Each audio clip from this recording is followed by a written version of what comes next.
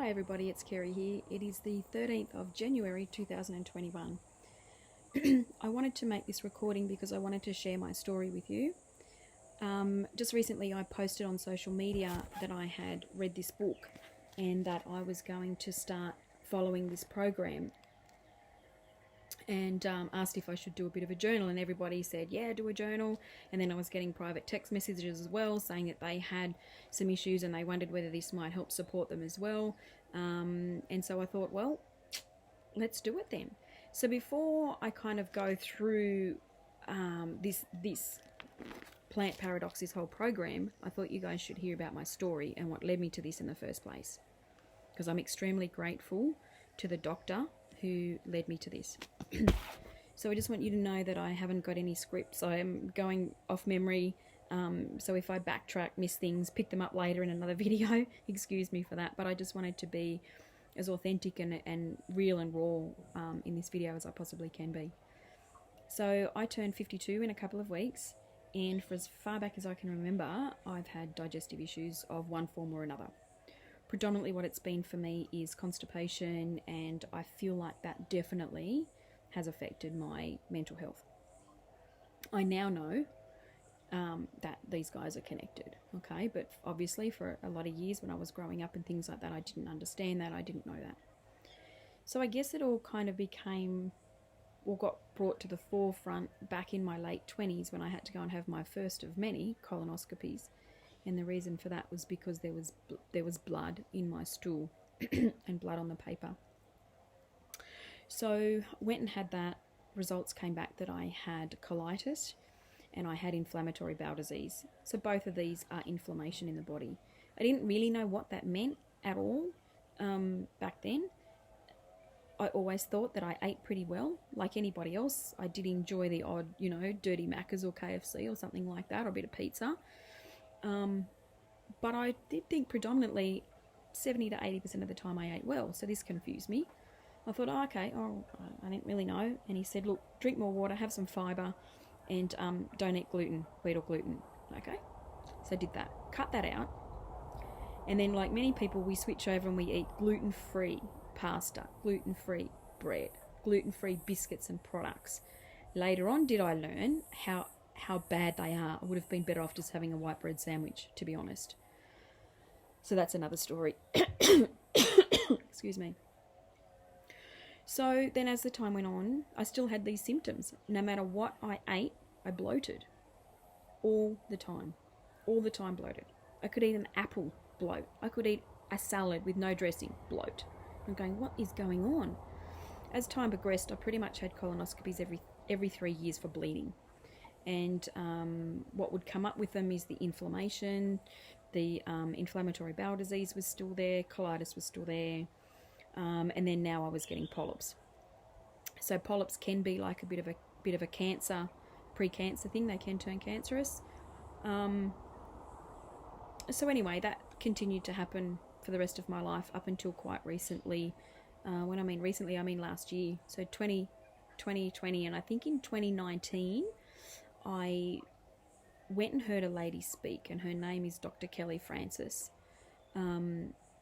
She works with everybody from children through to the elderly in all different areas. When I went and heard her speak, it wasn't about nutrition, although she did touch on nutrition because she was speaking about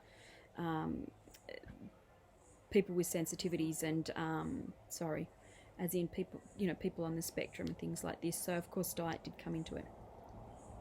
But as I sort of grew up, I realised, if I ate that, it caused that. So I would eliminate that.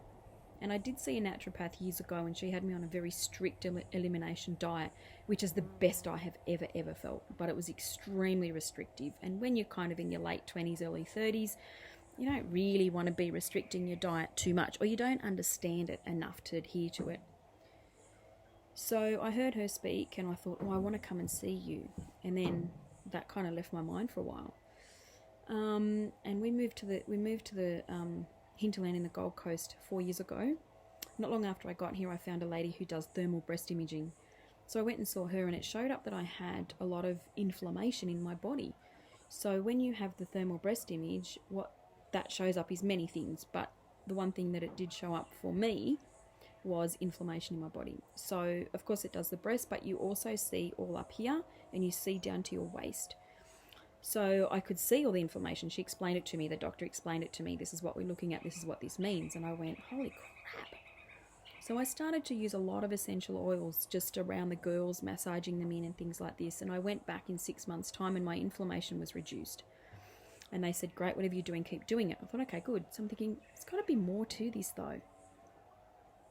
So then I went back in another 12 months and my inflammation was really bad again. So I thought, and it was obviously at this point showing that I was becoming estrogen dominant, which is a bit of an issue, of course, in women in their 50s, or it's an issue with whatever your age is. So I started to look into this, and she helped me with a few things, progesterone cream, a few other things, and I thought, something is missing. So I had been for a long time taking doTERRA products, but I amped them up. I was taking the Lifelong Vitality, I was taking the Terrazyme, I was taking digestion soft gels, I was using the digestion on my tummy, all the things. And they helped me hugely. But something was still wrong. I didn't know what it was. Anyway, the symptoms would ease, but they would come straight back again if I stopped taking my Terrazyme and things, or if I ate something I shouldn't have, and I thought, I've got to look into this. So then I remembered this Dr. Kelly Francis. So I went to her. She made me fill out this extremely involved intake form, which went through every single thing that I eat. So I goes into her office and I sits down, and I had all my doTERRA products with me and feeling pretty proud of myself. And when I was filling out my form, I'm thinking, damn girl, you eat pretty well. I don't eat nowadays, probably from the last 10 years, I don't eat takeaway food like, your Maccas and all of that. Every now and again, I mean, maybe once a year, I might, but not regularly, no. Predominantly all home cooked food, and if I do get takeaway, it might be, I don't know, maybe a Chinese veggie dish or something like that. So I actually that's another thing, I actually went vegetarian for a while as well. This didn't help. I thought, I tried eating raw food. This didn't help either. During my studies, I learnt that raw food is not good for us all the time. It's great for us when our constitution is warm, like as in the summer months, but it's not good for us to be eating raw foods in winter because we can't digest that and our chi slows down. So I thought, so that didn't really work either. So I did try, the other thing I did try was I was eating minimal meat. To this day, I hardly ever eat red meat, and if I do, it's like a mince, an organic mince. The only meat that I really eat is chicken, fish, and some prawns, like some seafood, bugs and stuff like that. The odd bit of duck, that's about it. I found that helped a lot. Smaller meals, all the things we know. Smaller meals, not as much meat, animal protein, but I was piling on these veggies, right? Got rid of all the gluten-free products because they are bad stuff. I was doing the whole gluten-free bread, gluten-free pasta, all of that crap, thinking I was doing the right thing. Thank you, marketing. Then worked out, no, it's not. You're actually better off to just go and have a bloody white bread sandwich, to be honest. So I was really getting somewhere, but still issues. I was doing things like spiralizing my zucchini and having that if I had like bolognese or some kind of a dish. Instead of having pasta or rice, I would have cauliflower rice. I would have zucchini shredded. I would eat lots of salads in the summertime. Still bloating. I would have an apple. Bloat. Anyway, goes in to see this Dr. Kelly Francis, and I really liked her. Straight up, I liked her. Anyway, she's looking at my form. Oh, I was even making my own bread, right? How cool is that? I was grinding my own chickpeas. I was grinding my own this and that. And took everything into her, and she's going through all my diet, and she goes, She's writing things, and I said, what does all that mean? You like pumpkin? Love pumpkin. Yeah, see, it's on my thing. I eat it a lot of the time. She said zucchini, yeah, and all the foods. all the food. I prided myself on eating quite a large variety of vegetables and fruits. I ate a lot of fruits, love fruit. Never ate fruit juice though. Loved to have like a smoothie and coconut water, all the things. I didn't eat dairy either. That was the other thing I cut out. No dairy. Except cheese. Cheese is my only weakness. There's a mozzie flying around me. Cheese, and my weakness on cheese. We'll say that. And she said to me, I can see you like to snack on nuts. And I said, yeah, I love nuts. She goes, what nuts do you eat? And I said, all of them, any of them. But I love peanuts and I love cashews. So some of you are probably sitting here listening to me talk going, oh, I know what's going on with you. I had no idea. Because I thought all these things were healthy, right? So anyway, she says to me, your diet looks healthy, but it's not. And I said, what? She said, your diet, you have an abundance of lectins in your diet. And I looked at her and I said, what the hell is a lectin? So she made me buy this book. It's quite a thick book. She made me buy this book. She also printed out for me Dr. Gundry's what's called a yes and no list. She said, I want you to read that book. She said, and I don't say this to many patients, she said, but I know you will. She said, read that book. Look at this list. I want you to just start eliminating what is on that no side of that list. And when I looked at that, I went, holy shit. And I said to her, but what is a lectin? And she said, lectins are the plant's defense mechanism. So they don't want to be eaten by insects or bugs or humans.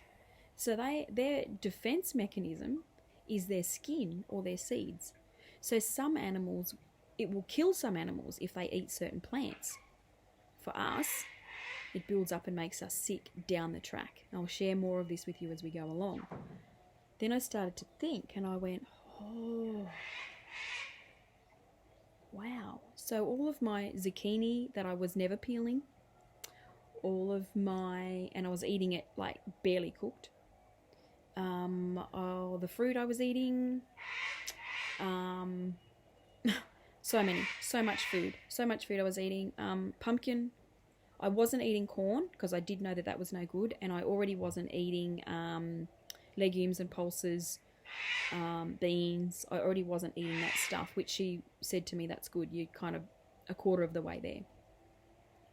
So once she told me this, of course I went home, ordered the book, looked up his site and looked at all the foods that I was eating and thought, holy crap. The more I read, the more interested I got, particularly when I got this book. I couldn't put it down. Certain foods will cause inflammation in the body. I thought, So I wanted to finish reading this book because it's quite a lot. And I actually really want to go back and reread it. I wanted to finish reading this before I did his program. So he has like a minimum sort of 30-day program. This is to get the good bacteria back in your gut, reset your system, and start to put the good nutrition back into your body and start to allow those good bugs to heal your gut again and start to flourish yourself with good nutrition. So I wanted to read that. So I have finished reading that book, and now today was the first day I started the program, and this morning I was actually a little bit lightheaded. For probably about, would it be maybe 6 months maybe? I've actually been predominantly eating from his yes-no list. So I've just been avoiding all the stuff that says, no, don't eat this.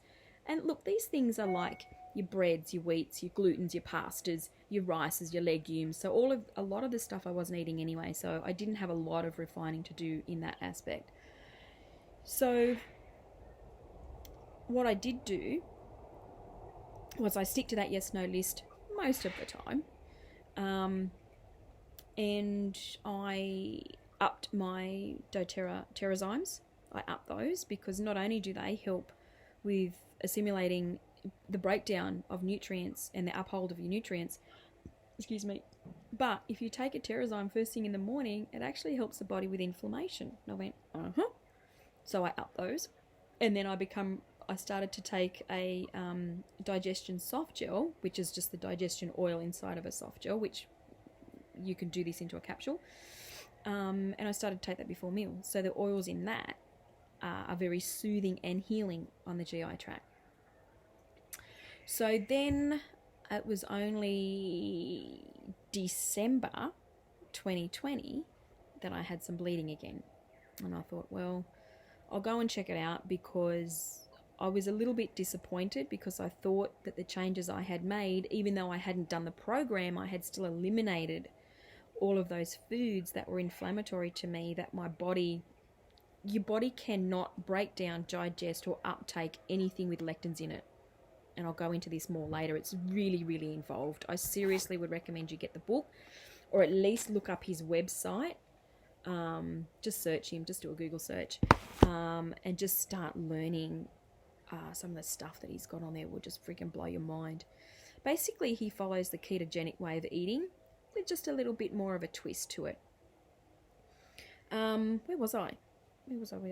Oh, had a bit of bleeding. So, went and had another colonoscopy.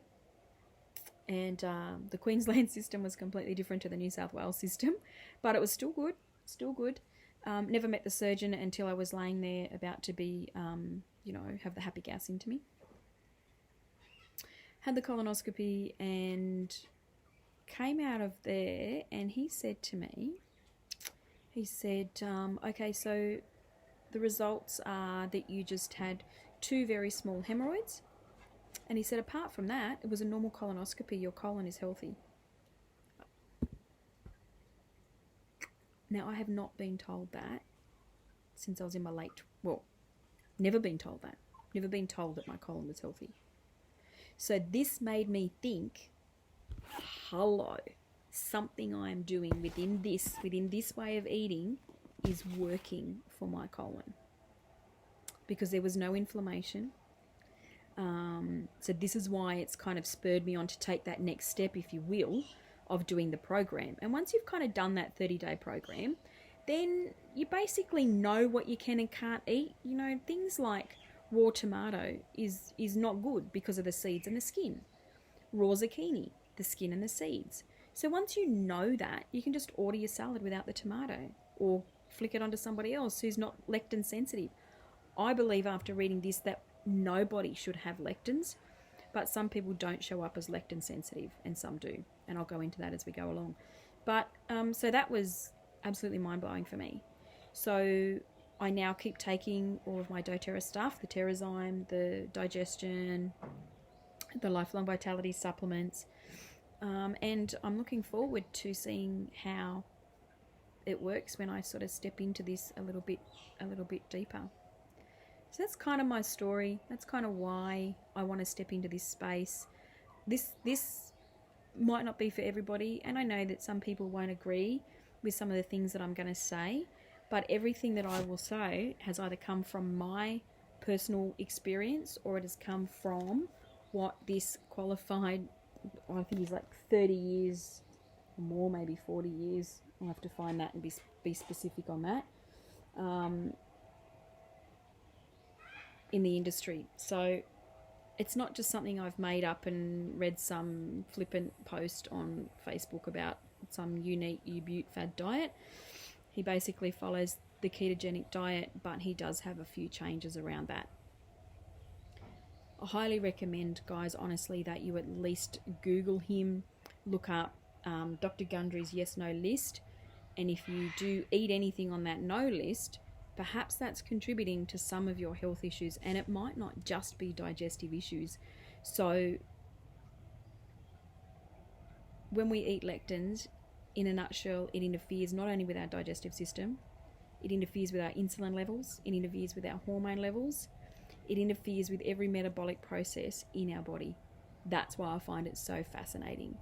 Because I'm, nearly 52, you become a little bit more aware of your health and what you need to do to maintain your health and trying to keep yourself in that nice healthy space.